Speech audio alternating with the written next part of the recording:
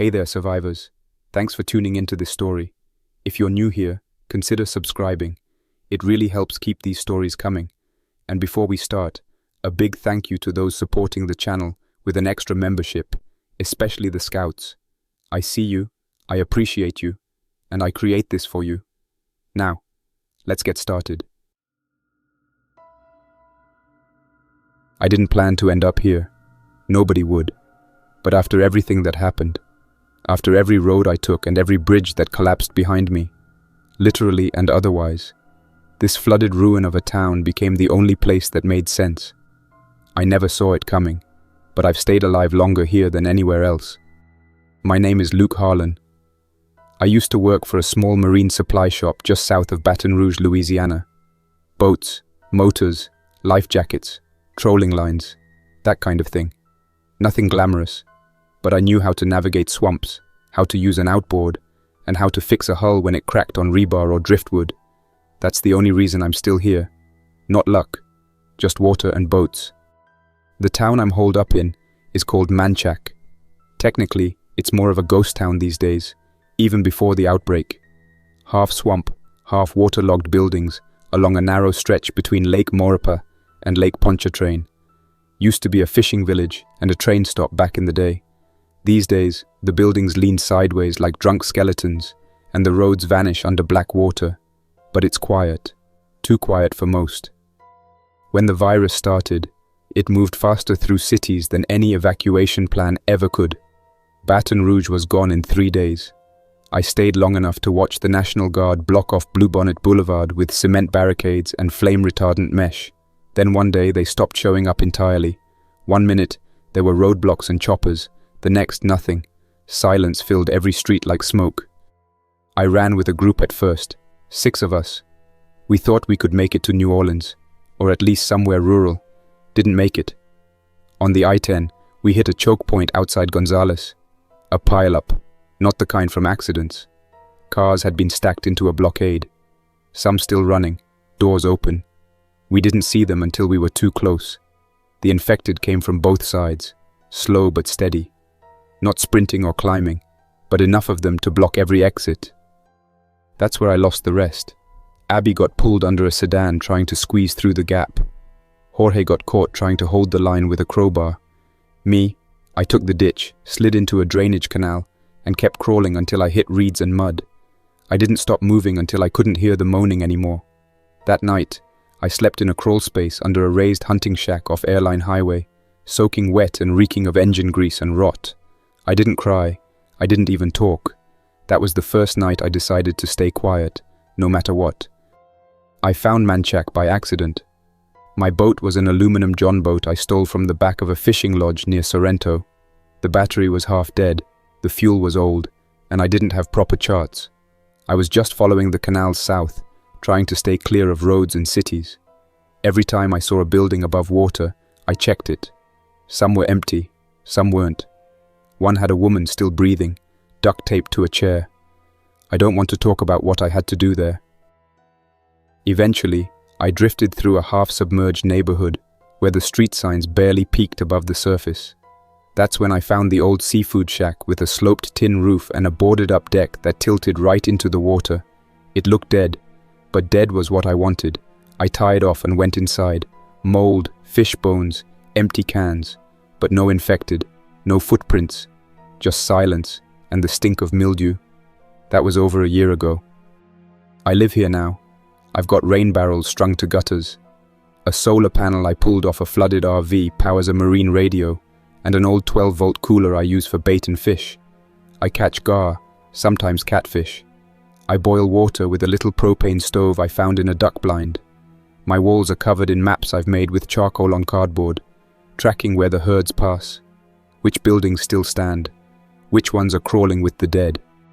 Most days are the same. I wake up with the light.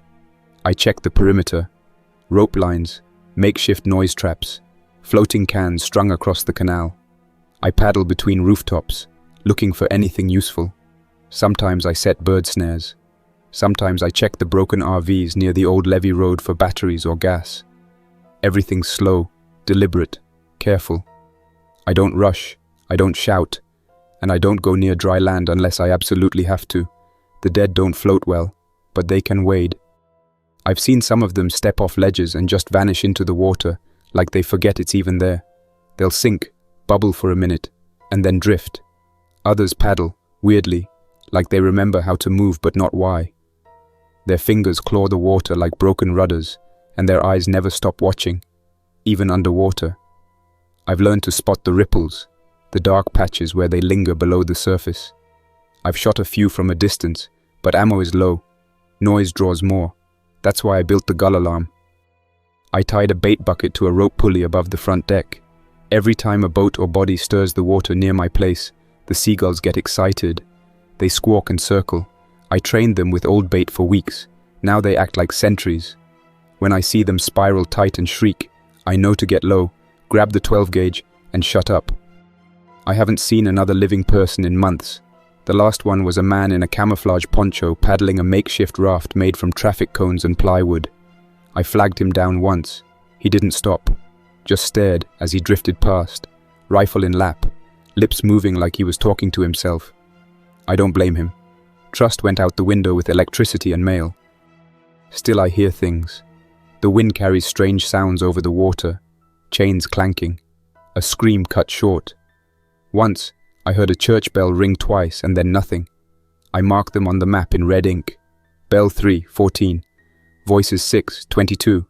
It helps me remember what direction not to go. Yesterday, though, something changed. I found a body face down in the shallows near the old bait shop. Not infected, no wounds, just dead. He wore a neon construction vest and one boot.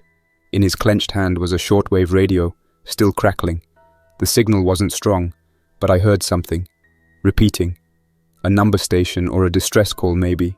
I brought it back, dried it out, and hooked it into my battery setup. It's still humming, static mostly, but every couple hours it spits out coordinates. Same voice, male, flat tone. 28.12 north, 90.63 west. Repeat, 28 point. That's what I've been listening to all night. I marked the location. Somewhere near the edge of the Maurepas swamp. I've never been that far east. It's deeper water, more trees, and fewer places to dock or anchor. But if there's someone broadcasting, someone with power, it might mean help or danger. I spent the morning sealing my boat seams with resin, packing a dry bag with ammo, fish jerky, water, and an extra pair of socks. I haven't left this area in over 5 months, but I can't ignore the signal, not when it keeps coming back. I don't even know if I'm ready to meet someone again, or fight someone again. Still, the quiet's been thinner lately. The gulls are restless. The water's been warm too long. The dead are floating closer to shore. Something's changed out there. And if I'm going to find out what, if this signal means anything, I'll need to move before the rains come back and flood everything deeper. I left at first light. Didn't wait for breakfast. Didn't light the stove. I just packed the essentials. Dry jerky, 2 canteens of boiled rainwater, my last box of 12-gauge shells, and the solar radio in a sealed tackle box. Everything else stayed behind. The shack would hold for a few days, and anything worth stealing needed arms and skill to get past the traps. I've set lines across the porch, tied tin cans to the upper rafters, even left a fish bucket swinging from a tripwire on the dock. If anyone tried to sneak in, it'd be loud enough to let every corpse for half a mile know someone was home. The boat purred to life, barely. The fuel I siphoned last week was watered down, and I could hear the sputter under the idle. I didn't have the parts to clean the carburetor again, but I couldn't wait another day. I let the rope line go, shoved off, and pointed east. The air was still, and the fog lay low on the water like breath held too long. The sound of the engine bounced off half-drowned houses, and I cursed it every second it ran, but I needed speed until I cleared the old train bridge. It took me the better part of an hour to slip past the sunken gas station where the roof was barely visible above the reeds. The first time I came through here months ago, there were bodies hanging off the gutters, some infected, some not. Someone had tried to hold it as a lookout point. Now it was quiet. No signs of movement, no ropes, no dried limbs. Just water thick with algae and the faint glimmer of something under the surface, like shopping carts or chairs, or worse, I didn't stop to check. The closer I got to the swamp edge, the more I had to cut the motor. It wasn't just about noise anymore. The growth had taken over. Trees leaned over the channel like tired men. Spanish moss dipped low, brushing my shoulders, and the water narrowed until I had to use the paddle. I followed my bearings, dead reckoning between tree clusters and makeshift landmarks. An old billboard frame half sunk, the rusted back end of a tractor sticking out of the mud like a grave marker. At some point around mid-morning, I saw the first of them. A walker standing chest deep in the water, back turned, head cocked sideways like it was listening. It didn't move, just stood there, soaked, skin bloated and peeling like wet paper. I drifted right past it in silence. It didn't react. Either it was truly dead, or too waterlogged to track sound anymore. Either way, I wasn't stopping to find out. I passed 5 more before noon. One had both arms missing and was still clawing at a cypress trunk, leaving a trail of red where its wrists kept scraping the bark. Another had its lower jaw torn off, the tongue lolling like a useless rope of meat. None of them followed. That was the only reason I pushed further. If even one had turned, even one had groaned, I would have pulled back. I took shelter for a while on the skeletal remains of a houseboat wedged between 2 trees. Its upper cabin was still intact, and from the roof I could get a wide view of the area. Nothing but reeds, water, and scattered movement too far to track clearly. I ate some jerky, drank half a canteen, and listened again to the radio. The same voice, same coordinates. No urgency in the tone, no distress, just repetition. I checked the chart I'd sketched out on cardboard, and figured I had 5 or 6 more miles, depending on how direct I could cut through. But direct routes don't work in swamps, not in the best times, and definitely not when half the land has disappeared. I tried to take a straight path, navigating by the sun, but the channels kept winding me off course. I passed through what looked like an abandoned hunting camp, full of tree stands and beer cans and faded trail signs. One stand still had a corpse slumped in it, half a ribcage exposed. He'd tied himself in with paracord, probably died up there from dehydration or injury. Either way, he hadn't fallen, and I wasn't about to disturb him. By the time I found deeper water again, the sky had darkened. Not a storm yet, but close. The clouds in the distance were low and slate-colored. Wind tugged at the trees. The gulls didn't follow me this far in, but I still looked up out of habit. A single buzzard circled once and disappeared behind the tree line. I kept going. My arms burned from paddling. The engine couldn't be trusted in narrow waters, not with so much debris, logs, branches, pieces of homes, all potential death traps for a spinning prop. Eventually, I saw the shack. It matched the position from the coordinates almost exactly. A squat concrete structure, like a hurricane shelter or weather outpost, standing on a raised platform with metal stairs leading to the top. The front door was open, or rather torn off and lying in the water like a broken tooth. That alone put my nerves on edge. I coasted up slowly, tied off to a steel pipe sticking out of the lower landing. I didn't speak, didn't call out, just sat there in the boat for a full minute, watching for any sign of life. The place didn't move. No windows, just a roof vent and the dark gap of the doorway. I climbed the steps, 12 gauge in hand, finger near the guard but not on it. Inside, the floor was dry. That was the first surprise. Someone had sealed the seams with rubber foam and lined the bottom with insulation.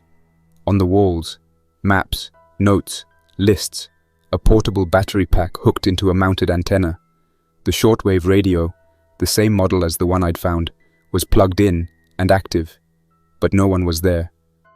I swept the place slowly, corner to corner, found a cot, empty, a bucket toilet, clean, a small stove, cold.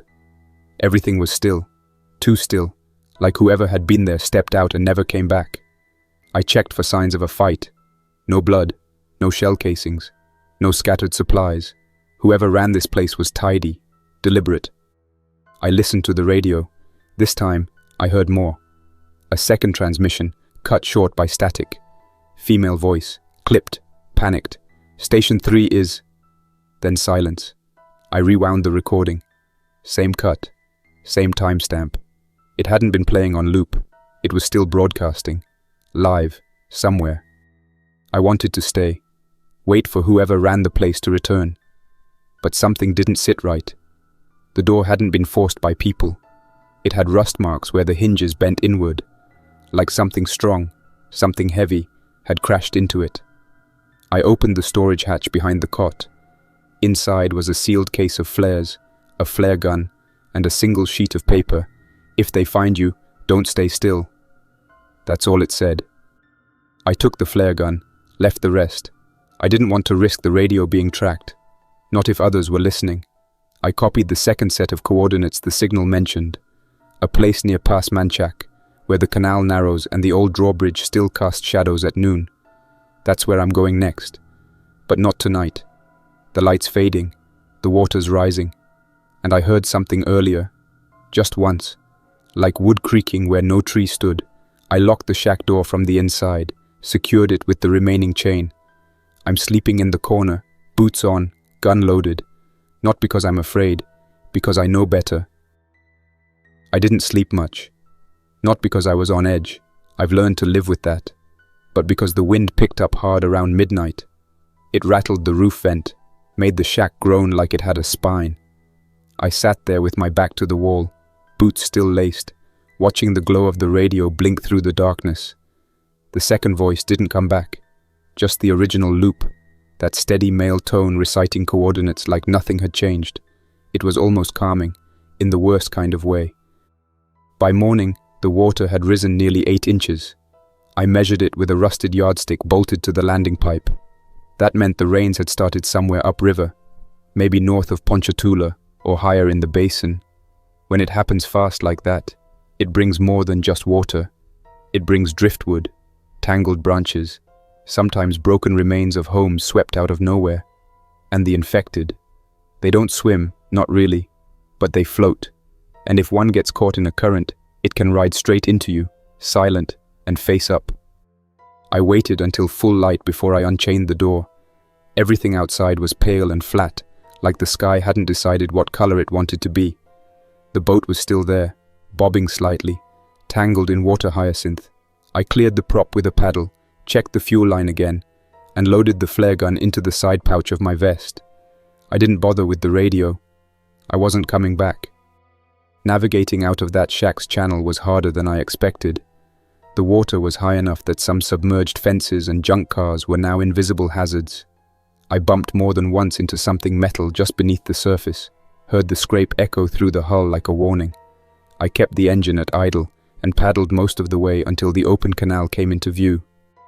I followed the edge of the cypress wall east, past where the old shrimping camp used to be. You can still see the outlines of their cabins if you know what to look for.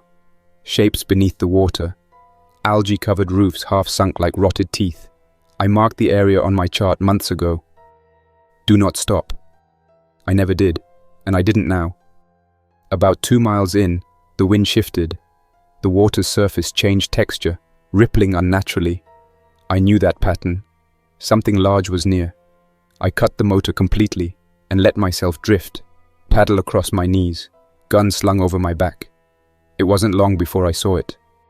He was wedged between 2 massive cypress roots, stuck upright in the shallows like a bloated scarecrow.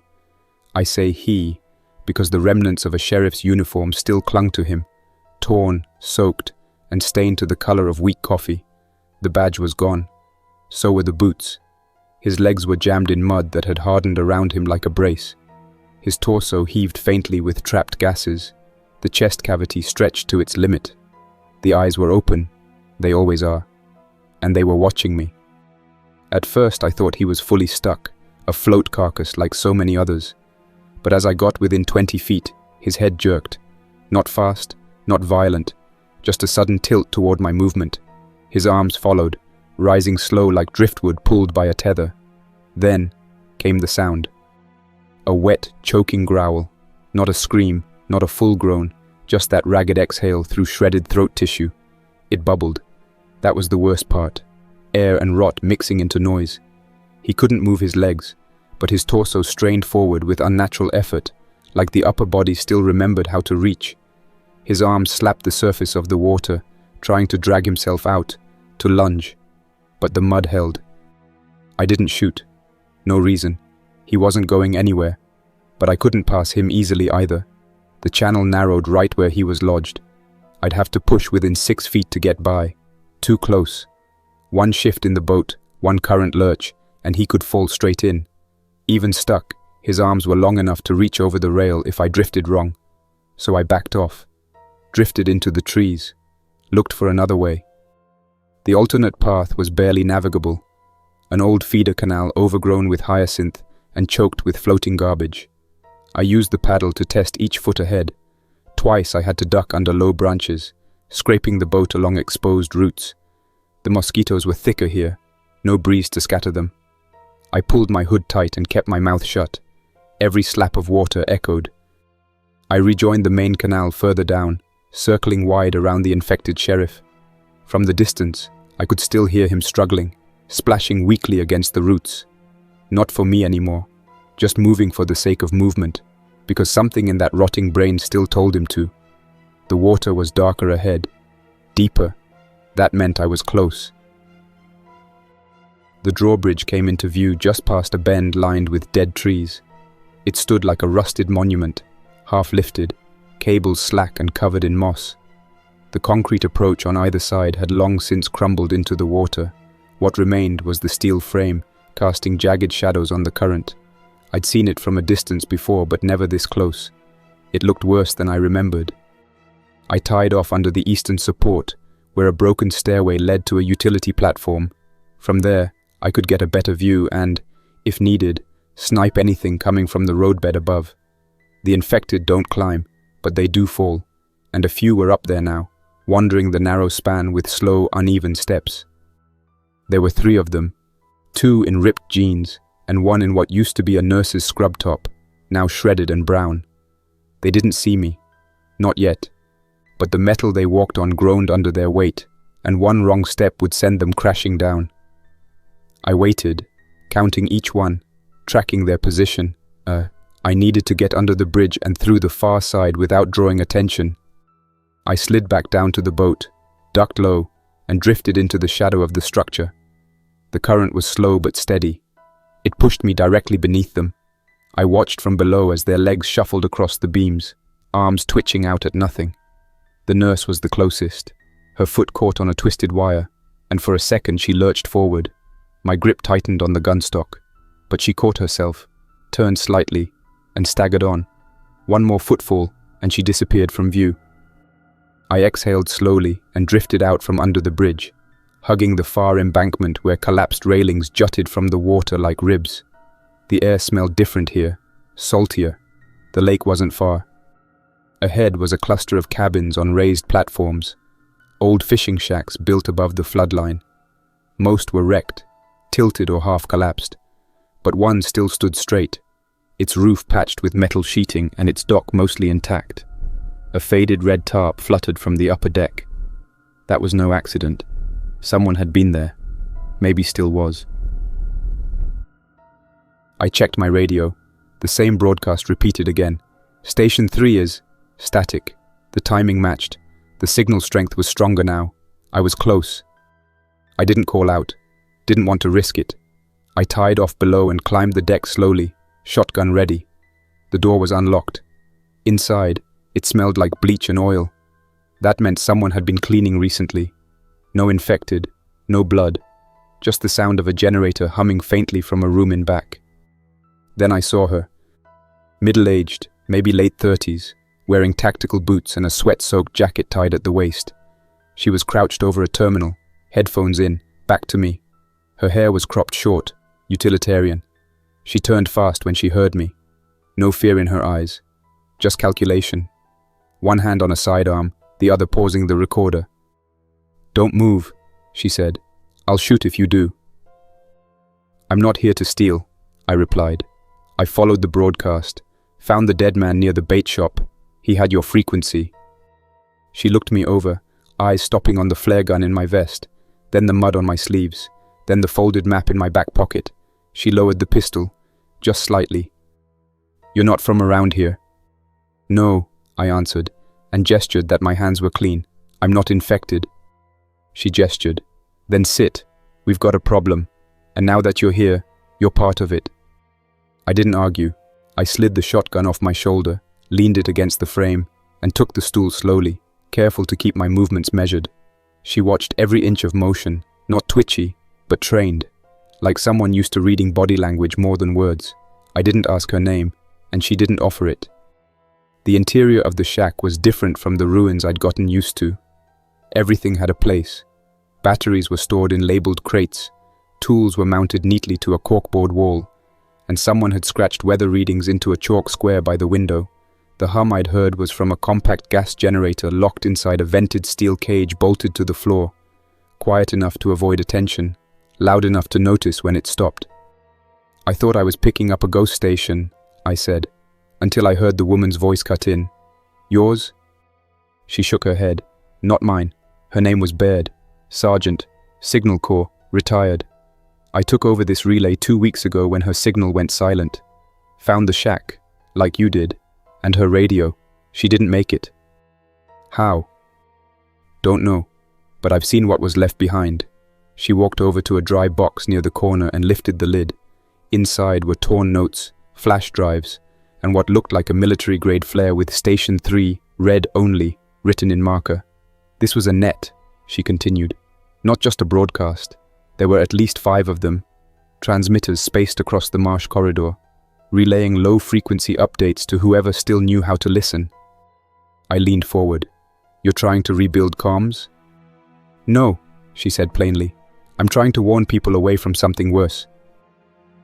That silence hung between us for a few seconds. I waited, but she didn't fill it. Instead, she walked to the back, returned with a hand-drawn map on waterproof paper.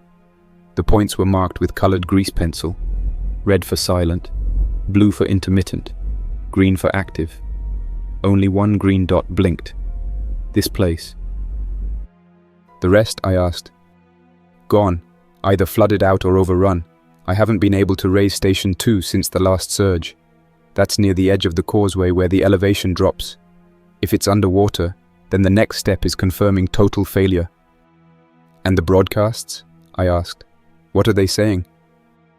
They're not saying anything anymore, she replied.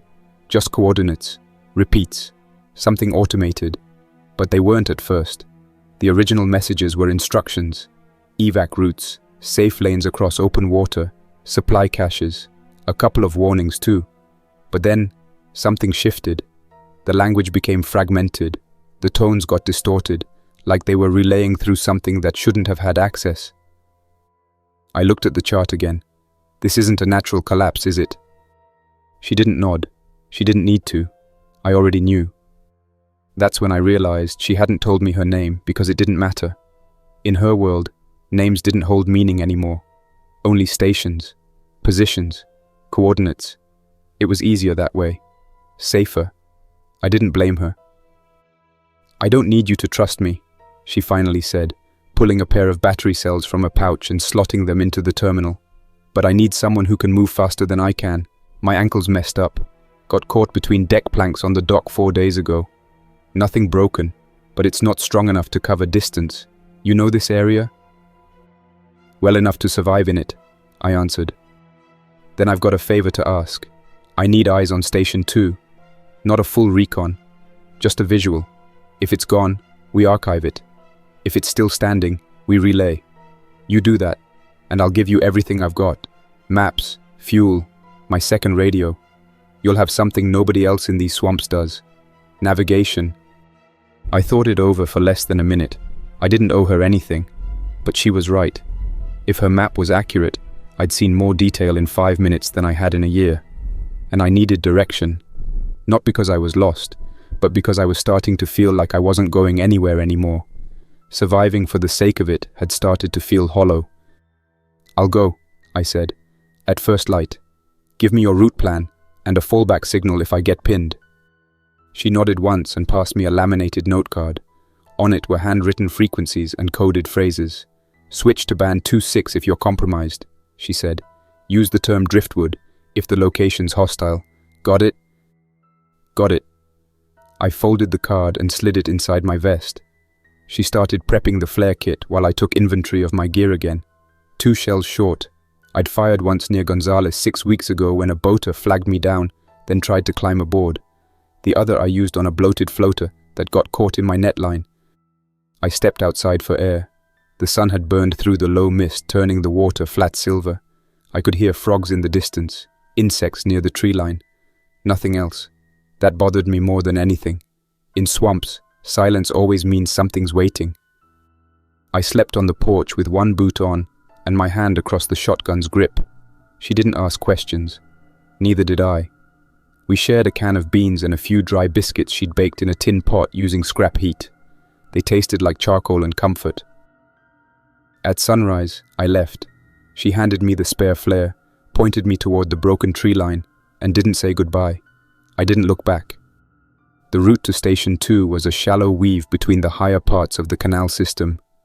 I passed the edge of the old pumping station near North Pass, where a grain barge had slammed into the bank years ago.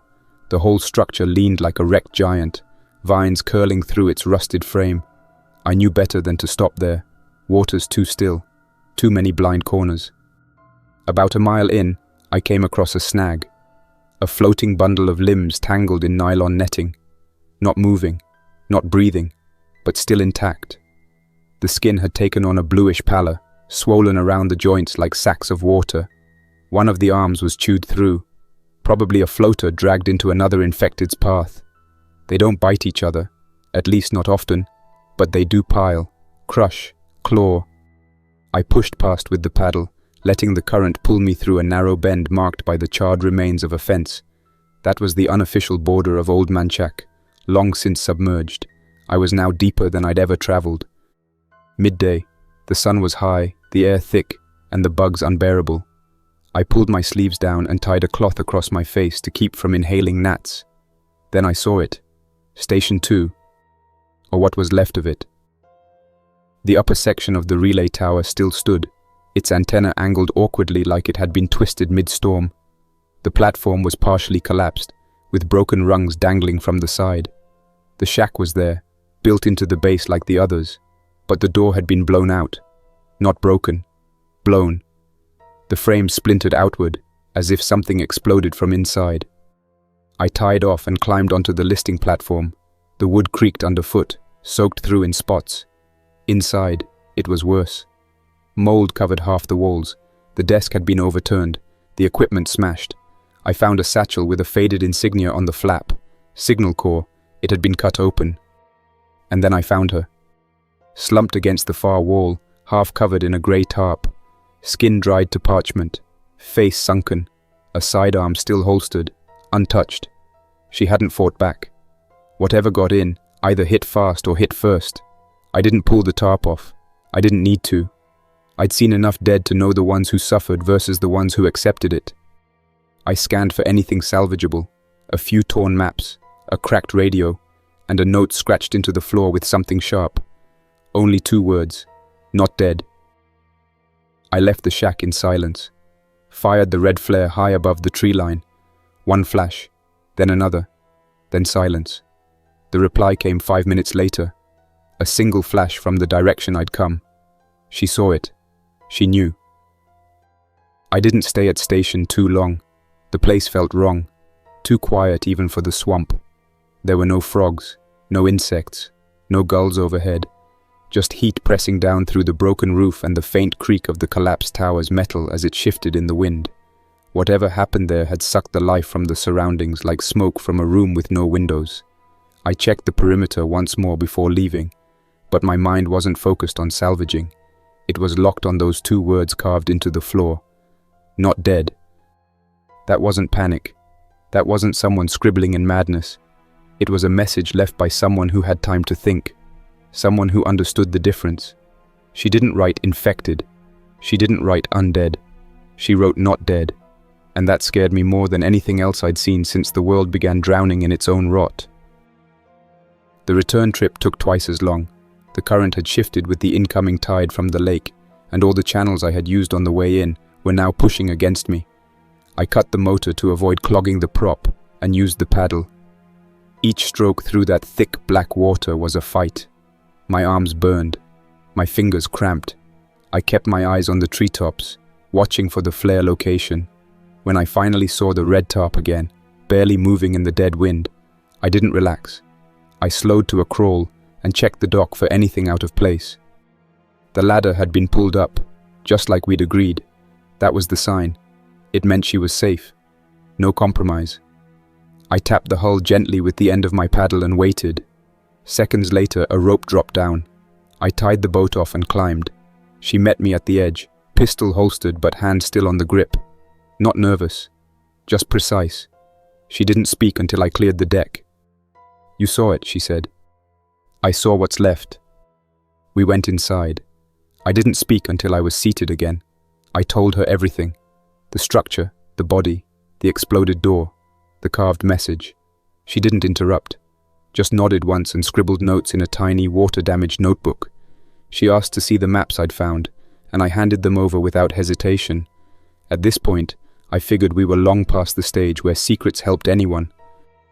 "Do you think someone killed her?" I asked. "No," she said flatly. "I think something got in. I think it didn't act like the others. And I think it's not the only one." She stood and pulled down a crate I hadn't noticed before, buried behind emergency rations and cloth rolls. Inside were old photos, not family pictures, recon shots, drones, thermal imaging, grayscale prints with timestamp overlays. She laid one out on the table, pointed at a shape I could barely make out. "Here," she said, "near the mouth of the canal at Maurepas. This was taken 10 weeks ago. Something moved through the water, registered a heat signature, but it wasn't alive. Not biologically, at least, not the way we understand it. Crossed a mile of swamp in under 12 minutes. No noise, no footprints, no surface wake. Then it disappeared." I stared at the image for a long time. The shape wasn't clear, just a blur, like a smear of heat. But it was enough. Too human to be random, too fast to be mindless. "This thing," I said, "it's not just one walker that got lucky." She shook her head. "There are others, variants maybe, or mutations. Not the running, screaming kind. Worse, the kind that doesn't make noise. The kind that waits, follows, learns the patterns." I didn't like the way she said patterns. I'd lived in this flooded town long enough to know the walkers don't change. They wander, they rot, they drown. That was the comfort. They're predictable. But if some of them weren't, if something else had started to use the flood as cover. "I need you to see something else," she said. She unrolled a second map, newer, cleaner. This one wasn't hand-drawn. It was printed, laminated. It had grid overlays and notes in black pen. Multiple symbols marked along the banks and between abandoned rail lines. "These are the spots where signals were either hijacked or repeated incorrectly," she said. "It doesn't look like much, but if you trace them in order..." She ran her finger along the line. The pattern that emerged was a loop, a slow-moving circuit, spiraling inward toward the center of the flooded area between Manchac and the lake's western edge, right near the levee break. "Something is either following our broadcasts or pushing its own inside them," she said. "I've been trying to triangulate its next move, but now with Station 2 gone, we've lost the eastern node. That puts us at a disadvantage. What happens if it finishes the loop?" "We don't know," she said. "But that spiral path isn't random. It's mapping us, and it's almost done." I stood up, walked over to the window. The sun was lower now, filtered through smoke or mist. I couldn't tell. The water outside had risen another inch. I hadn't even noticed it lapping higher on the dock pilings. But it was rising all the same. "We can't stop it," I said. "Not with what we've got." She didn't argue. That was the scariest part. She just looked at me with a strange mix of exhaustion and resolve.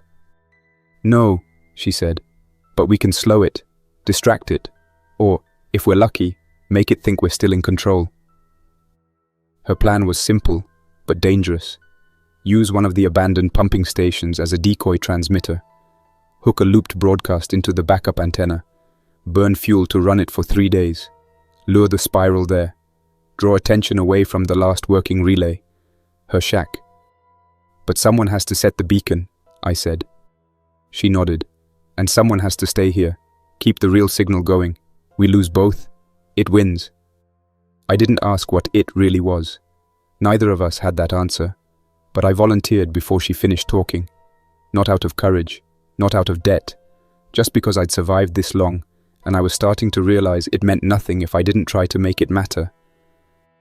We packed fast. She gave me a waterproof satchel with the transmitter unit, a pre-programmed signal card, and 2 pouches of field rations. I brought my own shells, the flare gun, and a crowbar from her kit. I took a few of her charcoal biscuits too. She didn't notice, or pretended not to. I left without a goodbye. There wasn't a point. She knew I wouldn't say anything. I knew she wouldn't either. After a certain amount of time out here, gestures like that start to feel staged, borrowed from the world we left behind.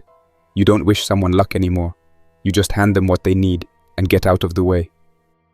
The air was heavier than it had been all week, the kind of stillness you only get before a summer storm. It pressed down on the water, muffling sound, dulling motion. The swamp didn't chirp or buzz. Even the gulls were quiet. I paddled until I was far enough from the station to risk the motor, then turned the key. It coughed twice and caught, vibrating the hull just enough to rattle my nerves. I didn't push it hard, just enough to move me forward. The pumping station sat just south of the flood control levee, a squat, brutalist rectangle of concrete with rusted metal walkways and a partially submerged generator housing that hadn't worked since long before the outbreak. It was built for hurricanes, not humans. They used to route excess lake water through it into overflow canals during the rainy season. Now it sat idle, leaning at a slight angle, with vines climbing its side and faded graffiti bleeding down the outer walls. I'd seen it once before from a distance and made a mental note never to go near it. Too open, too many blind spots. The upper floor was accessible by a steel ladder bolted to the retaining wall, but the bottom had likely collapsed into the water, dragging most of the ground-level structure down with it. From the look of the roofline, at least part of the interior was still dry. That was all I needed. I tied off to a piece of twisted rebar, slung the satchel over my shoulder, and climbed. Every step of the ladder groaned like it might let go, but it held. At the top, I took a moment to scan the tree line. No movement, no shadows, no sound. I crossed the narrow catwalk, ducked under a hanging cable, and pushed open a rusted door that whined like a dying animal. The inside smelled like wet paper and rusted iron. Puddles shimmered in the corners of the floor, catching light from a hole in the roof. There were broken chairs, scorched panels, a collapsed filing cabinet with mold curling up its sides. In the back, an electrical cabinet still stood, open, mostly intact, its wiring corroded, but not completely severed. I pried it open and got to work. The transmitter unit was battery-powered, with just enough juice to operate on a loop. I wired it directly to the board's upper rail, twisted the antenna leads through a drainage pipe toward the roof, and set the signal card. The light blinked green, then blue, then red. The pattern repeated, slow and rhythmic, sending out its bait signal to anything in range. If something had been tracking us, mapping the spiral through interference and misdirection. This was the last note in the melody. I locked the cabinet, stepped back, and waited. I gave it 30 minutes before I moved again. Long enough to be sure the broadcast was functioning, not long enough to be caught in the open when things started listening. I didn't eat. I didn't drink. Just watched the water from the window and counted the seconds between gusts of wind. It was getting darker now. Not from the sun, just the air itself. A grayness creeping in from the edges of the swamp like fog, but thicker, weightier. I packed up, slung the shotgun, and climbed back out. The ladder trembled. My foot slipped once. When I hit the walkway again, I froze. Something wasn't right. The air didn't just feel heavy, it felt wrong. Thick with moisture, yes, but also with that pressure you get when you're being watched. I scanned the canal. No movement, no floating corpses. But the water had changed color. It had gone darker. Oil slicked almost, like something was disturbing it far below. I didn't hesitate. I turned and ran the catwalk, ignoring the creaks, gripping the rail as I jumped the gap where a section had collapsed into the water below. I hit the ladder hard, slid most of the way down, and untied the boat with trembling hands. I pushed off with the paddle and drifted, motor off, silent. My eyes didn't leave the station roof. If something had followed me, It would show itself now. 10 minutes passed. Nothing. Then, just as I was rounding the bend to disappear from view, I saw it. A shape emerged from the water beneath the walkway, not climbing, rising, slowly, as if it wasn't swimming, but levitating up through the surface. It wasn't bloated, it wasn't dragging. It was still, controlled, limbs outstretched in perfect balance. Its head tilted slightly toward the walkway, and it waited, not reacting to movement, not scanning for sound, just waiting. And then it turned, slowly, deliberately, and sank again without a ripple. I didn't move for a full minute. My breath slowed without me realizing it. My hands tightened on the paddle, knuckles white. I drifted past a half-sunk billboard with an old tourism ad still clinging to the frame. See the wild beauty of Louisiana's wetlands. I laughed once, quietly. No humor in it, just release. The journey back was a blur. I barely remember the trees. I don't recall the stops or the route. I only remember the water, how flat it looked, and how suddenly I could see depth in it where I hadn't before. Not physical depth, intent. Something was moving under the surface, and it was no longer random. When I reached the station again, her shack was dark. No lights, no generator hum. My stomach knotted. I tied off fast and moved low across the dock. No signs of a struggle. Nothing overturned. I crept to the door, eased it open. She was gone. The interior was intact, maps in place, the terminal still powered down, flare case unopened. But her bag was missing, and the cot had been stripped. A note sat on the table, written in block letters with a grease pencil. They're adapting. I heard them speaking. Not words, but speech, intention, pattern. I'm going south. Don't follow. Change your frequency. Stay moving. You were right to be quiet. I folded the note and slipped it into my vest. Then I turned off the generator, powered down the terminal, and packed my things. I didn't wait for nightfall. I left as soon as I could. The decoy beacon would run for a few more days, maybe more if the station stayed dry. It might buy time, or it might accelerate whatever was coming. I didn't head west. I didn't head east. I drifted north, back into the grayer parts of the flood, back to the areas where no one had walked since the water first swallowed the land. I returned to my old shack eventually. The gulls were still there, the traps still held, but the water had risen enough that part of the dock was underwater. I knew I couldn't stay long. Now, each night, I record what I hear. Not just the sounds from the trees, but the way the water shifts, the way the silence behaves. And sometimes, I hear something behind that silence, just under the surface of the radio hiss. A low, fragmented rhythm, like breathing, or maybe speech. I stay quiet, always. I don't answer calls. I don't respond to signals. If someone tries to find me, I move before they arrive. If something makes noise near the shack, I don't look out the window. I wait, because I've seen what follows the sound. I don't know how long I'll survive like this. The flood keeps rising. The world keeps rotting. But for now, I've learned one thing, more important than food, or ammo, or shelter. Stay quiet, because it's listening.